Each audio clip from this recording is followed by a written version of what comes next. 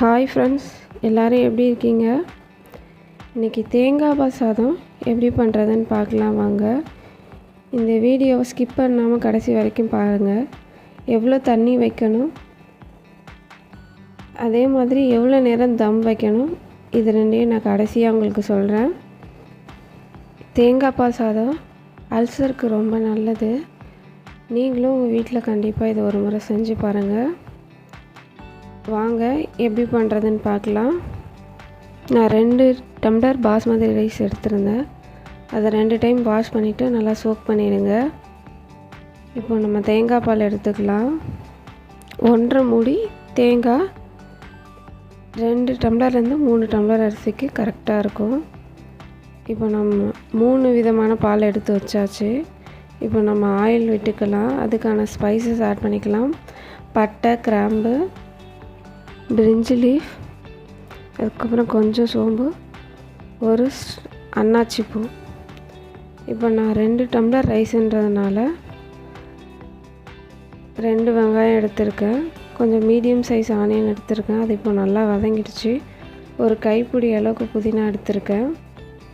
இஞ்சி பூண்டு paste add பண்ணுறதுக்கு முன்னாடியே நீங்கள் போட்டுருங்க. இப்போது ஒரு சின்ன கைப்பிடி அளவுக்கு கொத்தமல்லி ஆட் பண்ணிக்கோங்க. 1 டீஸ்பூன் ஜிஞ்சர் கார்லிக் பேஸ்ட்டு. இதோட பச்சை வாசனை போகிற அளவுக்கு நல்லா வதக்கிக்கோங்க. இப்போது 4 பச்சை மிளகாய் எடுத்துக்கோங்க. இதுதான் இதுக்கு காரமே. 2 ஆனியனுக்கு 1 தக்காளி. அப்படி தான் நம்ம எப்போவுமே பிரியாணி, தேங்காய் பால் சாதம் அதுக்கெல்லாம் போடுவோம். இப்போ நம்ம தண்ணி ஆட் பண்ணிக்கலாம். தண்ணி வித் தேங்காய் பால். தேங்காய் பால் கரெக்டாக இருந்தால் தேங்காய் பாலோடு விட்டுருங்க. இல்லை அப்படின்னா நீங்கள் எக்ஸஸாக இருக்கிற அளவுக்கு தண்ணி வச்சுக்கோங்க. தண்ணியோட கரெக்டான அளவு நான் உங்களுக்கு கடைசியில் சொல்கிறேன். வீடியோ கடைசி வரைக்கும் ஸ்கிப் பண்ணாமல் பாருங்கள்.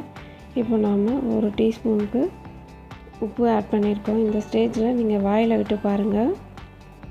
அப்போ தான் உங்களுக்கு உப்பு கரெக்டாக இல்லை அப்படின்னா நீங்கள் ஆட் பண்ணிக்கலாம். எனக்கு கரெக்டாக இருந்தது. அதனால் இப்போ நான் ரைஸ் ஆட் பண்ணுறேன். இப்போ நல்லா கிண்டி விட்டுட்டு நம்ம விசில் விட்டு எடுத்துக்கலாம். இப்போ இதுக்கு தம் எவ்வளோ நேரம் போடணும் அப்படின்னா 8 நிமிஷம் ஹையில் வைக்கணும். 4 நிமிஷம் லோ ஃப்ளேமில் வச்சு நீங்கள் தம் போட்டிங்க அப்படின்னா உங்களுக்கு கரெக்டாக இருக்கும்.